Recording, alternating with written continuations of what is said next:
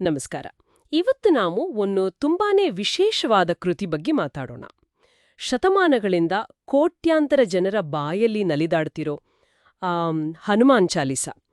ನಮ್ಮ ಹತ್ತಿರ ಇರೋ ಆಕರಗಳು, ಇದರ ಹಿಂದಿನ ಕಥೆ, ಆಮೇಲೆ ಇದರ ಇತಿಹಾಸ, ಮತ್ತೆ ಇದು ಯಾಕೆ ಇಷ್ಟೊಂದು ಪ್ರಭಾವಶಾಲಿ ಅನ್ನೋದನ್ನ ಹೇಳ್ತವೆ. ಇವತ್ತಿನ ನಮ್ಮ ಉದ್ದೇಶ ಅಂದ್ರೆ ಈ ಚಾಲೀಸಾದ ಕಥೆಯನ್ನ ಸ್ವಲ್ಪ ಬಿಡಿಸಿ ನೋಡೋದು. ಯಾರ್ ಬರ್ದ್ರು, ಯಾವ ಸಂದರ್ಭದಲ್ಲಿ ಬಂತು ಇದು? ಕೇವಲ 40 ಶ್ಲೋಕಗಳು, ಆದ್ರೆ ಇಂದಿಗೂ ಇಷ್ಟೊಂದು ಶಕ್ತಿಶಾಲಿಯಾಗಿ ಉಳಿದಿದೆ ಅಂದ್ರೆ ಹೇಗೆ? ಬನ್ನಿ, ಈ ಕಥೆಯ ಆಳಕ್ಕೆ ಇಳಿದು ನೋಡೋಣ. ಖಂಡಿತ. ಹನುಮಾನ್ ಚಾಲೀಸಾ ಅನ್ನೋದು ಕೇವಲ ಶ್ಲೋಕಗಳ ಪಟ್ಟಿಯಲ್ಲ, ಅದೊಂದು ನಂಬಿಕೆ, ಒಂಥರ ಭರವಸೆ. ಅದರ ಹುಟ್ಟು, ಅದು ನೀಡೋ ಅನುಭವ ಇದೆಯಲ್ಲ, ಅದರ ಬಗ್ಗೆ ನಮ್ಮ ಆಕರಗಳು ಏನ್ ಹೇಳ್ತವೆ ಅಂತ ನೋಡೋಣ. ಇದರ ಕತೆ ಶುರುವಾಗೋದೇ 16ನೇ ಶತಮಾನದಲ್ಲಿ ಅಲ್ವಾ? ಹೌದು ಹೌದು. ಇದರ ರಚನೆಕಾರರು ಗೋಸ್ವಾಮಿ ತುಳಸಿದಾಸರು, ರಾಮಚರಿತ ಮಾನಸದಂತಹ ದೊಡ್ಡ ಕಾವ್ಯ ಬರೆದವರು. ಅದೇ ಮಹಾನ್ ಕವಿ. ನನಗೊಂದು ಪ್ರಶ್ನೆ. ಆ ಕಾಲದಲ್ಲಿ ಎಲ್ಲ ಶ್ರೇಷ್ಠ ಗ್ರಂಥಗಳೂ ಹೆಚ್ಚಾಗಿ ಸಂಸ್ಕೃತದಲ್ಲೇ ಇರ್ತಿತ್ತು. ಆದ್ರೆ ತುಳಸಿದಾಸರು ಇದನ್ನ ಅವಧಿ ಭಾಷೆಯಲ್ಲಿ, ಅಂದ್ರೆ ಸಾಮಾನ್ಯರ ಆಡು ನುಡಿಯಲ್ಲಿ ಯಾಕೆ ರಚಿಸಿದ್ರು? ಅದಕ್ಕೆ ಕಾರಣ ಇರ್ಬೇಕಲ್ವಾ?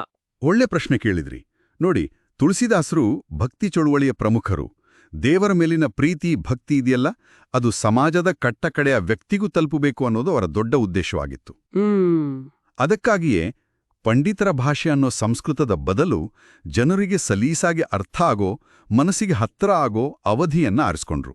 ಇದು ಚಾಲೀಸಾ ಇಷ್ಟೊಂದು ಜನಪ್ರಿಯ ಆಗೋಕೆ ಒಂದು ಮುಖ್ಯ ಕಾರಣನೂ ಹೌದು. ಓ ಹೌದಲ್ವೇ?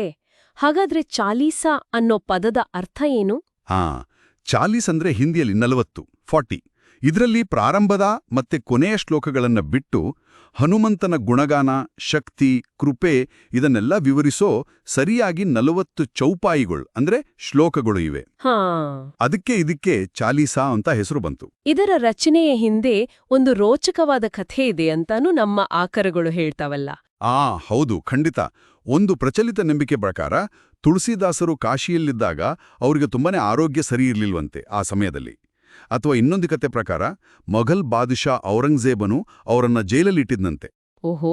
ಆವಾಗ ತುಳಸಿದಾಸರು ಹನುಮಂತನನ್ನ ನೆನೆಸ್ಕೊಂಡು ಪ್ರಾರ್ಥನೆ ಮಾಡ್ತಾ ಈ ಚಾಲೀಸಾವನ್ನ ರಚಿಸಿದ್ರು ಅಂತ ಹೇಳ್ತಾರೆ. ಕೆಲವರು ಹೇಳೋದು ಅವ್ರಿಗೆ ಹನುಮಂತನೇ ಕೋತಿ ರೂಪದಲ್ಲಿ ದರ್ಶನ ಕೊಟ್ಟು ಇದನ್ನ ಬರೆಯೋಕ್ ಪ್ರೇರೇಪಿಸಿದ ಅಂತ.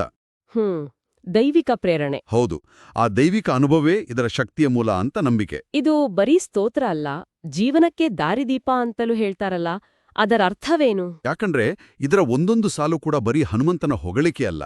ಅದು ಭಕ್ತನಿಗೆ ಧೈರ್ಯ ಕೊಡುತ್ತೆ, ಸ್ಥೈರ್ಯ ಕೊಡುತ್ತೆ, ಸಮಸ್ಯೆಗಳನ್ನ ಹೇಗೆ ಎದುರಿಸಬೇಕು ಅನ್ನೋ ಶಕ್ತಿ ಕೊಡುತ್ತೆ, ಮತ್ತೆ ದೇವರಲ್ಲಿ ಶರಣಾಗತಿಯ ಮಹತ್ವವನ್ನ ತಿಳಿಸುತ್ತೆ. ಉದಾಹರಣೆಗೆ, ನಾಸೈ ರೋಗ ಹರಿಸಬ ಪೀರ, ಜಪತ ನಿರಂತರ ಹನುಮತ ಬೀರ ಅಂತ ಇದೆಯಲ್ಲ. ಇದೆ. ಅಂದ್ರೆ ನಿರಂತರವಾಗಿ ಹನುಮಂತನ ನಾಮ ಜಪಿಸಿದ್ರೆ ರೋಗ, ನೋವು ಎಲ್ಲ ದೂರ ಆಗುತ್ತೆ ಅಂತ. ಇದು ಬರೀ ದೇಹದ ರೋಗ ಮಾತ್ರ ಅಲ್ಲ, ಮನಸ್ಸಿನ ದುಃಖಗಳಿಗೂ ಅನ್ವಯಿಸುತ್ತೆ ಅಂತ ಅರ್ಥ. ಹೌದು, ತುಂಬಾ ಜನ ಇದನ್ನ ಭಯ ನಿವಾರಣೆಗೆ ಪಠಿಸ್ತಾರೆ. ಭೂತ ಪಿಶಾಚ ನಿಕಟ ನಹಿಯಾವೈ, ಮಹಾವೀರ ಜಬ ನಾಮ ಸುನಾವೈ. ಈ ಸಾಲಂತೂ ತುಂಬಾನೇ ಪ್ರಸಿದ್ಧ. ಇದರ ನಿಜವಾದ ಅರ್ಥ ಏನು? ನಮ್ಮ ಆಕರಗಳು ಹೇಳೋ ಪ್ರಕಾರ ಇದು ಬರೀ ಕಣ್ಣಿಗೆ ಕಾಣದ ದೆವ್ವಭೂತಗಳ ಭಯ ಮಾತ್ರ ಅಲ್ಲ. ಮಹಾವೀರನ ಹೆಸರನ್ನ ಹೇಳಿದಾಗ ನಮ್ಮೊಳಗಿನ ಆತ್ಮಸ್ಥೈರ್ಯ ಇದೆಯಲ್ಲ, ಅದು ಜಾಗೃತ ಆಗುತ್ತೆ ಅಂತ. ನಮ್ಮೊಳಗಿನ ಶಕ್ತಿ. ಹೌದು, ನಮ್ಮ ಆಂತರಿಕ ಶಕ್ತಿ ಹೆಚ್ಚಾದಾಗ ಹೊರಗಿನ ಭಯಗಳು, ಆತಂಕಗಳು, ಚಿಂತೆಗಳು ಅವೆಲ್ಲ ತಾವಾಗೇ ಕಡಿಮೆ ಆಗತ್ತೆ ಅನ್ನೋದೇ ಇದರ ಅರ್ಥ. ಈ ಶ್ಲೋಕಗಳನ್ನ ಲಯಬದ್ಧವಾಗಿ ಹೇಳೋದೇ ಒಂಥರ ಧ್ಯಾನ ಇದ್ದ ಹಾಗೆ. ಮನಸ್ಸಿನ ಚಂಚಲತೆ ಕಡಿಮೆಯಾಗಿ ಶಾಂತ ಸ್ಥಿತಿ ಬರುತ್ತೆ ಅಂತ ಹೇಳ್ತಾರೆ. ಓಹೋ. ಹಾಗೆಯೇ ಕಾರ್ಯ ಸಫಲತೆ, ಆಮೇಲೆ ಶನಿದೋಷ ನಿವಾರಣೆ, ಹೀಗೆ ಎಷ್ಟೊಂದು ಪ್ರಯೋಜನಗಳನ್ನ ಜನ ಇದರಲ್ಲಿ ನೋಡ್ತಾರೆ. ಇಷ್ಟೊಂದು ಸರಳವಾದ, ಕೇವಲ ಕೆಲವು ನಿಮಿಷಗಳಲ್ಲೇ ಹೇಳಿ ಮುಗಿಸಬಹುದಾದ ಈ ಗೀತೆ ಶತಮಾನಗಳು ಕಳೆದ್ರೂ ಹೇಗೆ ತನ್ನ ಪ್ರಸ್ತುತತೆಯನ್ನ ಉಳಿಸ್ಕೊಂಡಿದೆ? ಮುಖ್ಯವಾಗಿ ಅದರ ಸರಳತೆ, ಎಲ್ಲರಿಗೂ ಅರ್ಥ ಆಗೋದು, ಆಮೇಲೆ ಅದು ಉಂಟುಮಾಡುವ ಭಾವನಾತ್ಮಕ ಸಂಬಂಧ, ಮತ್ತೆ ಅದು ನೀಡುವ ಒಂದು ಭರವಸೆ. ಭಾಷೆ ಸುಲಭ, ರಾಗವಾಗಿ ಹಾಡಬಹುದು. ಹೌದು, ಚಿಕ್ಕ ಮಕ್ಕಳಿಂದ ಹಿಡಿದು ವಯಸ್ಸಾದವರವರೆಗೂ ಯಾರಾದರೂ ಇದನ್ನ ಹೇಳ್ಬೋದು. ಇದು ಕೇವಲ ಒಂದು ಧರ್ಮದ ವಿಷಯವಾಗಿ ಉಳಿದಿಲ್ಲ, ಅದೊಂದು ಸಾಂಸ್ಕೃತಿಕ ಸಂಕೇತವಾಗಿ ಬೆಳೆದುಬಿಟ್ಟಿದೆ. ಭಾರತದಲ್ಲಿ ಮಾತ್ರ ಅಲ್ಲ, ಪ್ರಪಂಚದ ಬೇರೆ ಬೇರೆ ಕಡೆ ಹಲವು ಭಾಷೆಗಳಿಗೆ ಇದು ಅನುವಾದ ಆಗಿದೆ. ಜನ ತಮ್ಮ ಕಷ್ಟದ ಸಮಯದಲ್ಲಿ ಇದನ್ನ ಒಂದು ಶಕ್ತಿಯ ಸೆಲೆಯಾಗಿ ನೋಡ್ತಾರೆ. ವಿಶೇಷವಾಗಿ ಮಂಗಳವಾರ ಶನಿವಾರ ಹೇಳೋದು ಜಾಸ್ತಿ ಅಲ್ವಾ? ಹೌದು, ಆ ದಿನಗಳಲ್ಲಿ ವಿಶೇಷವಾಗಿ ಪಠಿಸುವ ಸಂಪ್ರದಾಯ ಇದೆ. ಹಾಗಾದ್ರೆ ಒಟ್ಟಾರೆಯಾಗಿ ನಾವು ತಿಳ್ಕೊಂಡಿದ್ದೇನು ಅಂದ್ರೆ ಹನುಮಾನ್ ಚಾಲೀಸಾದ ಕಥೆ ಹುಟ್ಟಿದ್ದೇ ಗೋಸ್ವಾಮಿ ತುಳಸಿದಾಸರ ಆಳವಾದ ಭಕ್ತಿಯಿಂದ. ಎಲ್ಲರಿಗೂ ತಲುಪ್ಲಿ ಅಂತ ಅವಧಿ ಭಾಷೆಯಲ್ಲಿ ರಚನೆಯಾದ ಈ 40 ಶ್ಲೋಕಗಳು ಬರೀ ಪಠಣಕ್ಕೆ ಮಾತ್ರ ಸೀಮಿತ ಅಲ್ಲ. ಅದು ಭಯವನ್ನ ಓಡಿಸಿ, ಧೈರ್ಯ ತುಂಬಿ, ಮನಸ್ಸಿಗೆ ನೆಮ್ಮದಿ ಕೊಟ್ಟು, ನಮ್ಮೊಳಗಿನ ಶಕ್ತಿಯನ್ನ ಜಾಗೃತಗೊಳಿಸುವ ಒಂದು ಅದ್ಭುತ ಸಾಧನವಾಗಿ ಇವತ್ತಿಗೂ ಜೀವಂತವಾಗಿದೆ. ಖಂಡಿತವಾಗಿಯೂ. ಇದರ ಬಗ್ಗೆ ಯೋಚನೆ ಮಾಡಿದಾಗ ಒಂದು ಕುತೂಹಲಕಾರಿ ಪ್ರಶ್ನೆ ಬರುತ್ತೆ ಮನಸ್ಸಿಗೆ.